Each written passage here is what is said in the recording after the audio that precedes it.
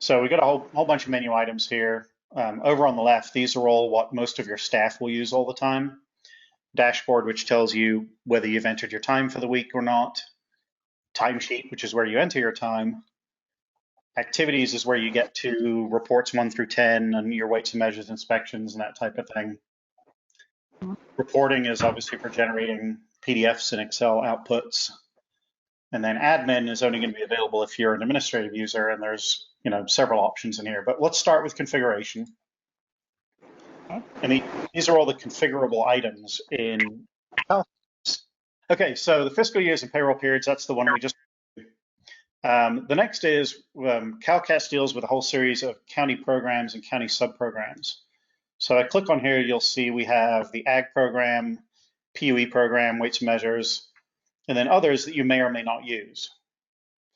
And if I'm not mistaken, you guys are not doing USTs, ASTs, animal shelter, or air pollution control. Is that correct? I do. I supervise all of that, but staff no. Except for animal shelter, correct? Oh, correct. Correct, yeah. Okay. Okay, so you could go in here and you could deactivate animal shelter. And that way it won't show up as an option for you down the road. Okay. If that ever changes in the future, you can come right back here and reactivate it, and then it'll be available as an option to select when you're recording time again. Okay. Is there a way to add more to that list? No, there's a lot of things in the program that are hard-coded to these programs. And so if you need to add a different program, then we'll need to have a conversation, and then it may be simple in that the existing time card categories can handle it, but I want to take a look at the program with you and see what you need to track for it before we would add that for you. Okay, it'd be like, instead of it say animal shelter, it would say water resources or something like that. That would be as simple as it is, so. Yep. Okay, we can come back to that later. Okay, so back to our configuration screen. And now I'm going to show you a trick that I show to everyone when we're doing web stuff. I find myself jumping back and forth a lot to this configuration screen. So I'm going to leave it open in this browser tab, and I'm going to open these in a new tab. So I just right-clicked on that link and said open a new tab. That way I can leave my configuration screen here, and I can have whatever I'm opening next over here in the next tab. So each one of the programs, at least the first few programs, are broken down into what we call subprograms. So for agriculture, it breaks down into your 10 CDFA reports. And there's more than 10 records here. So I'll just take this grid page size and say, give me all of them. There's actually 15 because some of them, like pest management, has a sub-report for GWIS, for Pierce's disease. And then pest exclusion has sub-reports for sudden oak death and LBAM and dog team and EGVMs. And these, again, are standard programs. We have to have these programs in place because that's how CDFA's CMR works. But you can rename them if you like, give them a different code. So if you want to see these displayed differently in your county, then you can change that. And again, for certain things you don't do, if you don't do egg inspections or if you don't do dog team, you can just deactivate it here. Right, because we don't do dog team. Yep. Okay. Pesticide use enforcement, I'm going to come back to in a second. Let's have a quick look at weights and measures. Weights and measures, the weights and measures inspection entry is going into beta test next week. So it'll be introduced into production by the end of the month.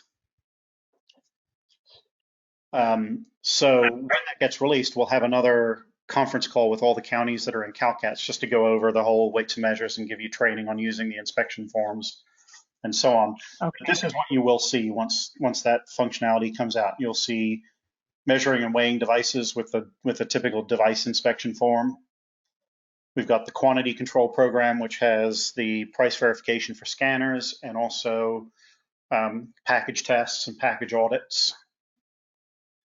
Then we got Weighmaster certs, which a lot of counties don't do anymore, but if you have any junkyards that are still operating, you'll have a Weighmaster cert to do every now and then. and then petroleum, and then some counties do actively track service agent inspections and service agent certifications. So they may use these measuring and weighing device repair programs, but a lot of counties won't use those. Then all the other programs, underground, above ground, animal shelter, and air pollution control, they don't actually break down into sub-programs. So there's really no finer detail under there. And then that brings me back to pesticide use enforcement. PUE obviously has the longest list of things. And these things have been set up very carefully to integrate directly with CalPEATS. So we've got all the different inspection types so that when you do an inspection of a particular type in CalPEATS, it will show up in CalCATS under that subprogram. And then we have subprograms for investigations, enforcement responses, compliance actions, all the different components of the enforcement module. And then an important one not to forget, which is the training and outreach program. So anytime you're entering hours and courses provided through training and outreach, that'll appear in CalCATS under this subprogram.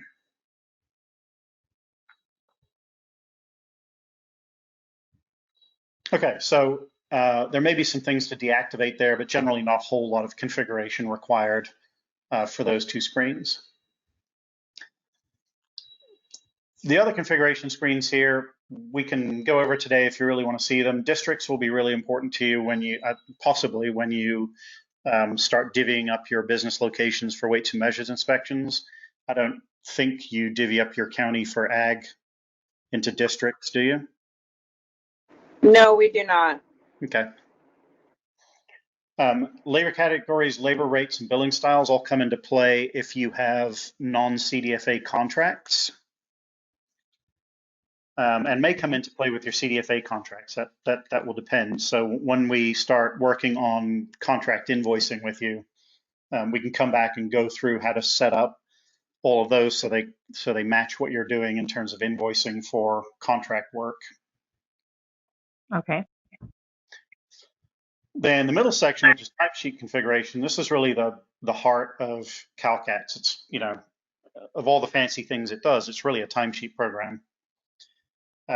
So I'm going to dive right in there. And probably the most important category to spend time on is the timesheet categories. Okay, so just to give you a preview of where these are going to end up, if I go look at a timesheet,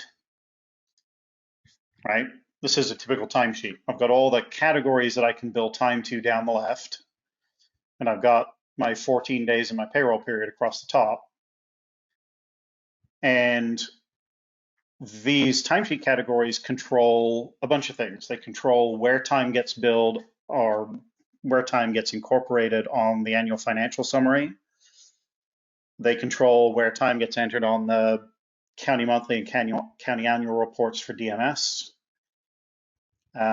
They also control where time ends up if you're comparing your CalCATS time to your payroll timesheet time. And then they're also very important in determining when we send time from CalCATS over to CalPEATS for your Pramer reporting, how do we get time from CalCATS over to CalPEATS into all the different Pramer categories? So that's why this list of categories is really important. And this is the management screen for maintaining all of them. Probably the most important distinction between the different categories that are on the timesheet is this category type. And we go into a lot of detail in the user manual on that, but I'll just give you a quick, relatively quick. I know when I talk quickly, it takes hours, so I apologize. But straight time entry, what straight time entry means is I'm going to go to my timesheet and I'm just going to type in a value, right? And that's it, I'm done. There's no form to fill out, there's no extra detail. The one thing I can do is I can hit the R key and I can enter remarks. Or I can double click on that cell and I can enter some remarks. But that's pretty much it. It's the best term we could come up with is straight entry. So you just straight up enter your time right onto the time card for it. So as you can imagine, all of your time off is going to fall into that kind of category. Then we have simple tracking. And what simple tracking means is when I go to enter time here, I'm banging on my keyboard, I can't enter time directly on the time card. I actually have to fill out a little form that says, where is that time being allocated to? So, I'm on a row that says clerical direct time. So there's, when you're doing clerical work and it's directly within, say, your weights and measures petroleum program, I can come in here and say, okay, well, I did 4 hours and it's in weights and measures and it's under petroleum. And I did my 4 hours. Okay, so that's what we call simple tracking. It means there's a very simple tracking form that pops up whenever you're entering time for that kind of category. The next one we see that's different is activity tracking. So there's two of those. One is the ag activity category and the other is the weights and measures activity category. What activity tracking means is you don't enter your time on the timesheet at all. In fact, you enter time for those categories using these entries under the activities menu, right? So time that's going to show up on this row is going to come in from me filling out reports 1 through 10. And the hours that are on those reports will get compiled into my timesheet for me. Does that make sense so far? Yes, thank you. Okay. Yeah, it's very similar idea to what we have been using. It's not too far off. Good. Familiarity is good. We have two other types. One of them isn't shown here because I haven't created any categories like that yet. But a fourth type we have here is external. And right now, there's only going to be one of those.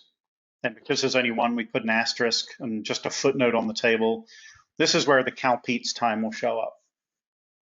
So you can't make any modifications to this pesticide activity row. It's fixed in place by us. Okay. And then the last type, which we don't have here, is what we call custom tracking.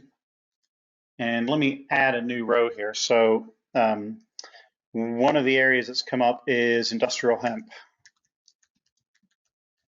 Right, so how do we track industrial hemp? Some counties have a form. CDFA is kind of heading towards a fairly standardized form, but right now it all depends on your individual contract. So we, CaliCo, couldn't build one standard form for the state. So this would be where you'll go in and you'll choose custom tracking. And in custom tracking, we'll set this up so that the program is required, but the program is going to be agriculture. That's the only program that is relevant to industrial hemp. The subprogram, this really doesn't tie into reports 1 through 10, so we're going to say none. We don't want to track subprogram for this. And no Kramer section, no payroll timesheet category. And I'm going to save that category because then there's some magic that comes up. And I'm sorry, we do have to specify a payroll timesheet category. This would be considered work time. Okay. And I'll come back and explain what the payroll timesheet category does in a little bit. So now I have this industrial hemp row, and I can, now that I've saved the main row, I can go back in here and I can design a custom form by adding custom fields to it. And what that means is I can create a field. This might be acres. Just what we're going to display on the screen is acres inspected. The data type for acres inspected is going to be a decimal because it's obviously not necessarily an integer. Max text length only is relevant to text fields. Drop-down values I can specify if I only want to allow the user to pick specific values, but obviously for number of acres, I want them to type in a value. It is required. And then when I'm displaying this form on the screen, I can give the user a hint as to what they're supposed to enter here. Enter the number of acres inspected, say pre-harvest.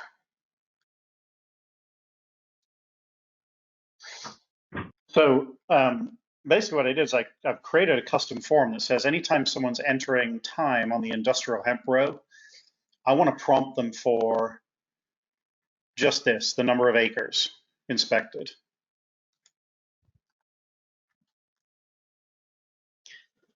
So, you know, as you, we have some other videos that are up on the help page links for the Vimeo channel that show you as other examples how I could create some custom COVID-19 time tracking categories, you know, similar to this, using the different kinds of timesheet categories there.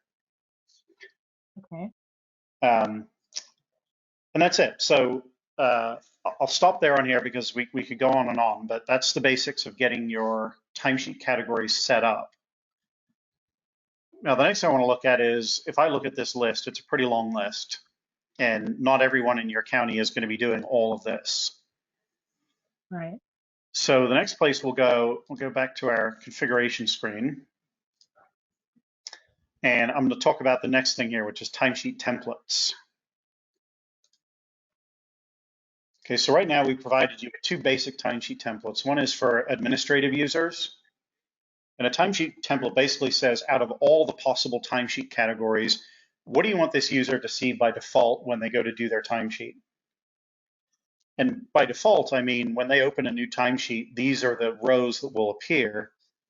It doesn't stop them from adding other rows. If, say, 1 week out of the year, you happen to do some industrial hemp work, or you happen to do some weights and measures training work, you can always add things into your timesheet that aren't there. But by default, I'm just going to see as an admin person, I'm just going to see these 4 categories.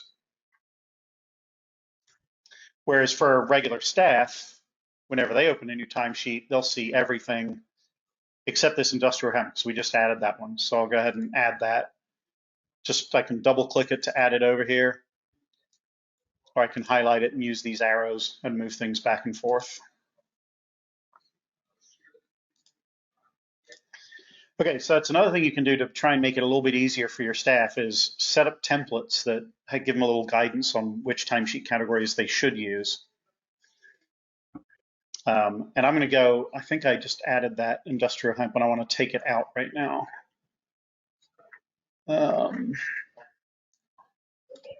So let's do no industrial hemp.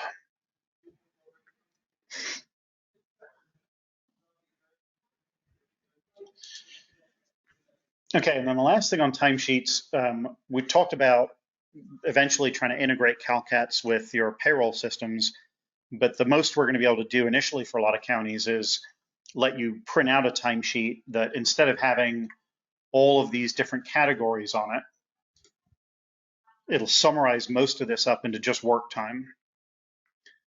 So on each of these categories, we give you the ability to map, you know, what that timesheet category is in CalCATS to what it should look like on your payroll timesheet. And that's this drop down at the bottom here.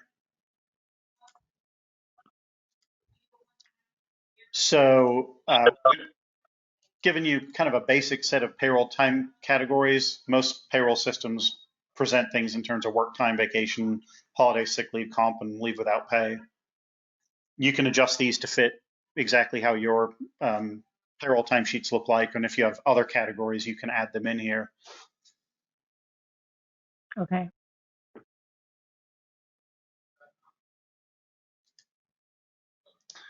Okay, and then last thing I want to mention before we move off of the timesheet configuration is there's one other mapping on these timesheet categories. And I'll go down to, for example, what is this? Restricted materials permit ag and restricted materials permit non-ag. Jen, are you pretty familiar with the Pramer report? I am getting there. Okay. Yes, it's still fairly new. Okay, so there's the other system, CalPEATS, which is the pesticide inspection program. It collects a lot of the data that goes into the Pramer, but one of the things that's always been missing in it is there's a lot of categories on the Pramer for reporting number of hours. And so we want everyone, as they fill out their timesheet, to be putting time onto things that we can then automatically import into the Pramer, so you don't have to collect all that every month and type it into CalPEATS anymore. So if I look on some of these rows, you'll see that they're mapped to a Kramer section. Okay. Yep. Good. So once you map a timesheet row to a Kramer section, if you then go log into CalPEATS, what you'll see is that that is no longer a manual entry field in CalPEATS. In fact, it moves into a new group that you'll see that's called CalCATS entry only, or CalCATS entry. Okay. So whenever someone fills out a timesheet that has time in RMP Ag, there's a processor that syncs the time every 15 or 30 seconds. Within a minute, you'll see that time appear in the Kramer report for you. Okay. And we printed the entire list of all the categories that you can map in the user guide.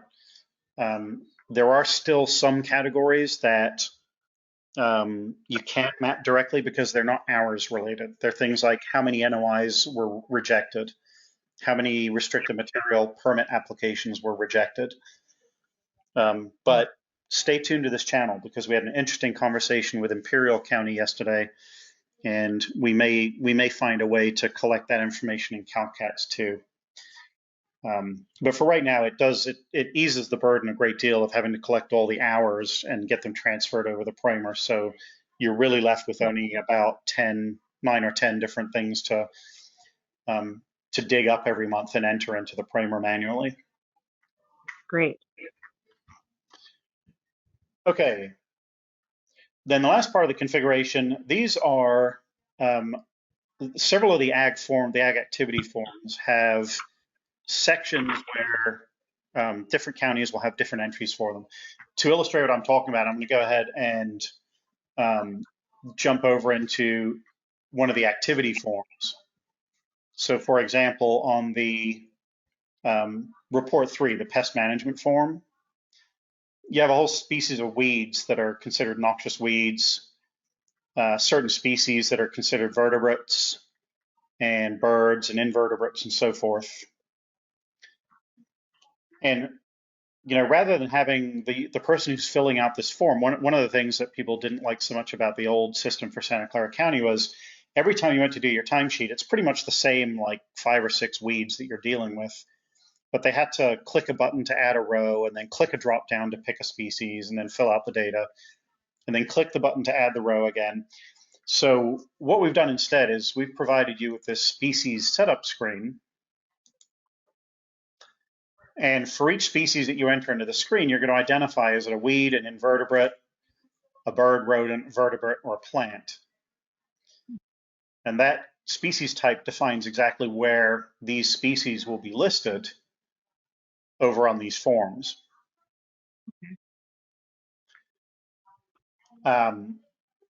So that applies certainly here. It also applies, for example, if you're looking at your trap types in your pest detection program, your special survey types.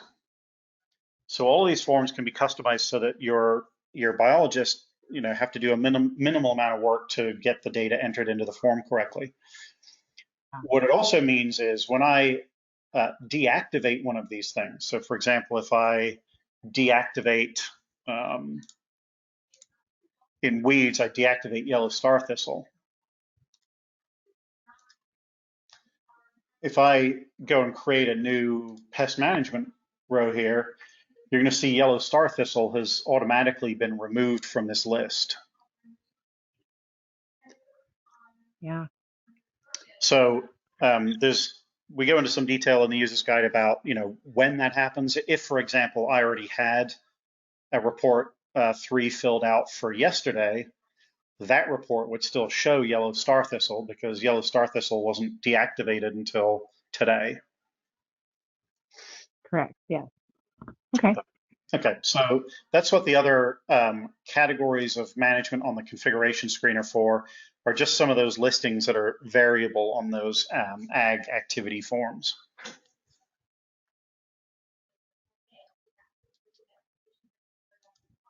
Okay, well, that's really the majority of the configuration. There's one other configuration section, which is on contracts, but as I recall from our conversations, that's not something you need to use right away.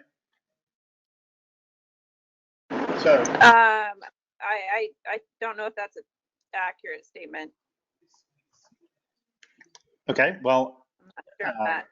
I would think that we would want to track all of our contract work as much as possible in here. I guess I don't know enough to answer that question. Maybe. okay, well, dive into it. I'll not spend too much time on it today, but that's certainly something we can circle back around to next week. Basically, on your contracts admin page, you'll be able to add contracts for whoever you have contracts with. And this could be CDFA contracts, or this could be contracts with, individual ranchers for weed control, or if you have a weed abatement district in the county and they contract you to come out and do some noxious weed control, or if you have some special trapping contracts. Some counties have BLM contracts, pretty much any kind of contract you can imagine here. The main thing about the contract setup is establishing these labor, mileage, expense, or overall project caps. So these are dollar figures that are the maximum billable for your contract. And once you have those set up in there, let me generate a quick dummy contract here. So let's do a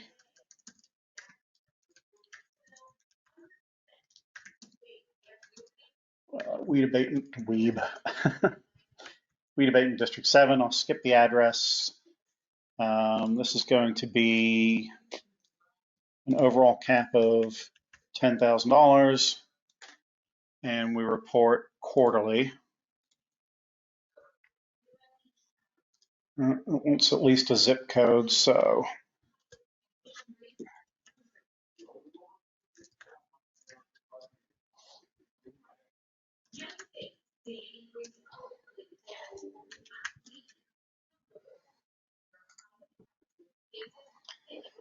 once I do have a contract set up, we have a contract reporting tool that will show you the contract cap and your total costs broken down by labor, mileage, and expenses as a total amount, year-to-date amount.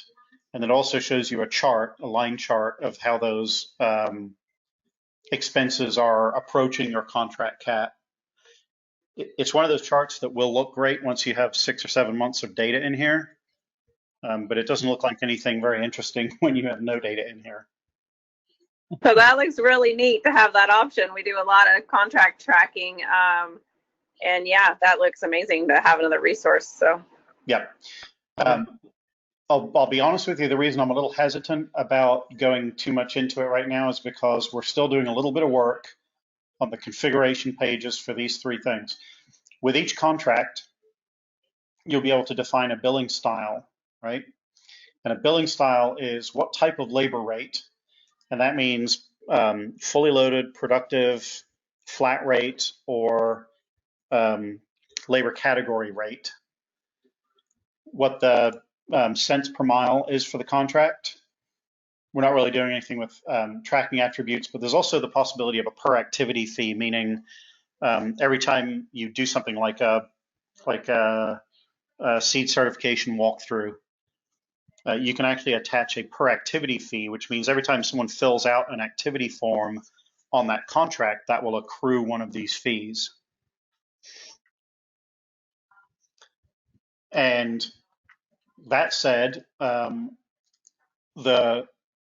labor rate types that you can create, I talked about these. These are fully loaded rates, productive rates, category rates, or flat rates.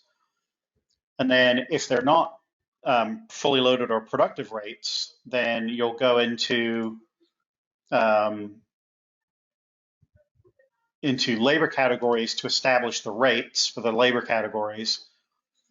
And on the user admin screen, which we haven't visited yet, you'll use this rates field to actually define the labor rate, effective rate, raw rate, loaded rate, and productive rate every time it changes for each of your employees.